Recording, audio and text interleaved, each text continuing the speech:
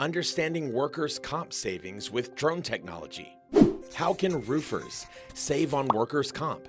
By using drone technology to reclassify sales reps who no longer need to climb roofs. Once your estimators adopt drones, change their workers' comp classification code from roofing, NCCI code 5551, to sales, NCCI code 8742. Let's look at an example based on real-world data.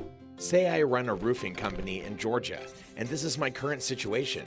Our estimators are currently in the roofing classification code, which means I would pay a rate of $106.69 for every $100 of payroll that my employee receives. But we get a slight discount. We haven't had any accidents, so our EMR is 75 cents. This means I pay about $80 per $100 of payroll. I pay my estimators a salary of $50,000 a year. Here's how my premium is calculated.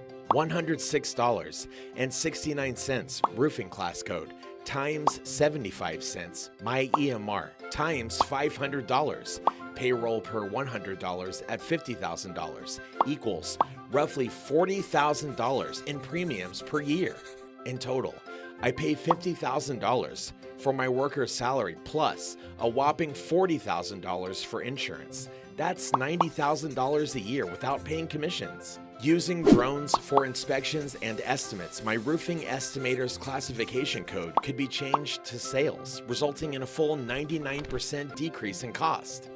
While every state has different rates, the sales classification code is nearly always less expensive than the roofing code, since sales jobs involve less risk of injury.